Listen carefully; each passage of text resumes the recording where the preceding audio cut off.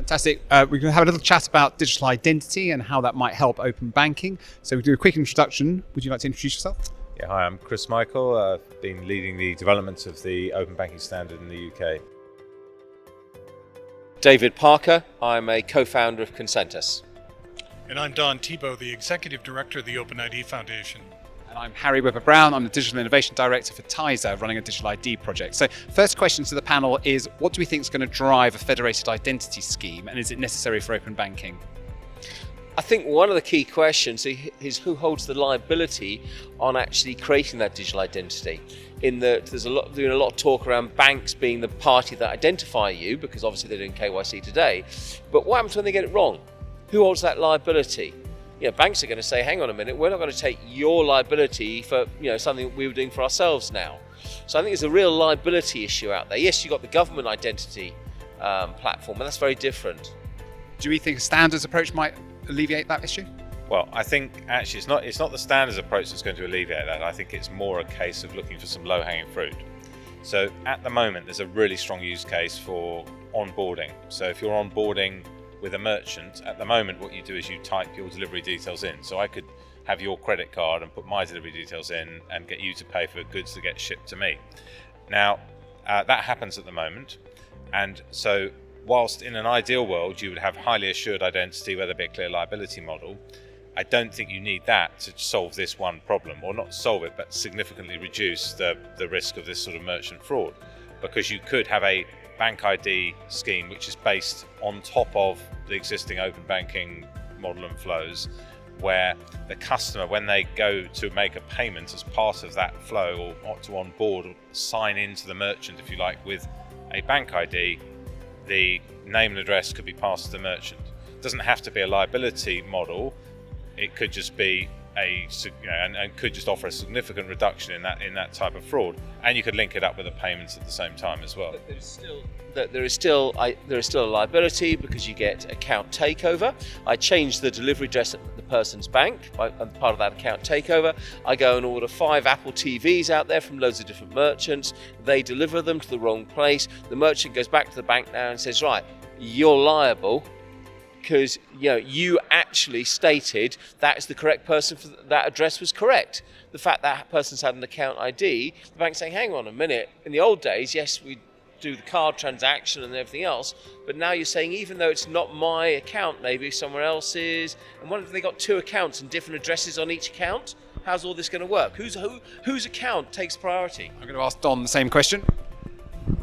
Well, David's right. If you ever want to stop a conversation dead, say the liability, and everyone goes crazy. One of the great innovations with the open banking implementation entity is the trust framework that they've created. And simply put, a trust framework is a multi-party contract that contains technical standards and specifications and legal obligations. So the way to deal with liability is not to ignore it, but to assign each of the actors and their duties the appropriate level of liability. With that trust framework, everybody knows in advance exactly what their exposure is. That exposure is aligned with what they do and their contributions, their legal duties, and we can have a multi-party contract that offers the kind of assurance that we need to move business forward. So we looked at the sort of liability issue. Could we now look at what we think might be the drivers for a federated identity scheme? What do we think some of the benefits are? Well, I think, just building on that, I think the key benefit is going to be a better customer experience for customers. So as a customer, you don't have to type your name and address into multiple different services when you're on board with them, and reduction in fraud and increased conversion rates for merchants. So I do get the liability thing, but the key thing is, if you started off with, okay, we have got a framework under PSD2 with PISPs and ASPSPs, and there is a liability model defined. If you build on top of that without trying to overcomplicate it and create something additional, you could allow PISPs to effectively take additional data from a bank account to populate a merchant. I don't think you need an additional liability model to at least create a better customer experience and reduce fraud, because at the moment that fraud is happening. If you reduce it by half, because you're not going to get rid of it, you're not guaranteeing, no one's issuing any guarantees to get rid of it, but you're just reducing it by half.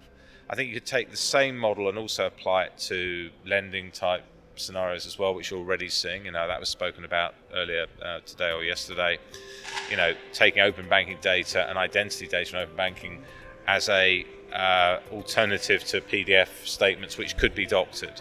So I don't think you need banks to provide highly assured, we guarantee this customer that's their name and address, and we guarantee that it's valid because we checked it last week and we offer this liability model. I don't think you need that. I think it would be great if you did have that, because it would give you even more use cases and even more benefits. But I'm just proposing that we could start with some basic stuff right now that could help halve the amount of fraud. I'm making that number up, but halve the amount of fraud and create a better customer experience. So fraud and a customer experience. Any others to add to that as far as benefits are concerned? Yeah, but effectively all you're doing is creating a PISP PayPal, because PayPal today, you go in there, the address is all stored, they supply that to the merchant and everything else. So effectively you're saying, let's create a bank-based wallet solution, almost. I'm going to pass the same question over to Don. What do you think? What would be the big drivers for a federated identity scheme? I think I have a bank-based wallet solution in my wallet. But I think federated identity does provide the plumbing for open banking, and for the kind of incremental step that Chris has described. I think we can get started now and push the liability boogeyman away and get to work. I have to say, I'm not against what Chris is outlining here, as the microphone's going back. But I just think that I suppose where I'm trying to get to is a bigger picture on a bigger end game. And I understand what you're saying, this is a small step. I'm not sure though if the small step is part of the step to the eventual journey, or if it should almost be considered as a separate thing. Because I think the bigger picture of getting proper, detailed, proven digital identity is almost a different case study and a different requirement than what you're talking about, which is a small step around reducing fraud on PISP and making customer life better. I think the two are different steps in slightly different directions. They're not necessarily one part or the other. So I think on that note, we haven't quite got the full answer, but I think it's certainly an area for mass debate. Thank you.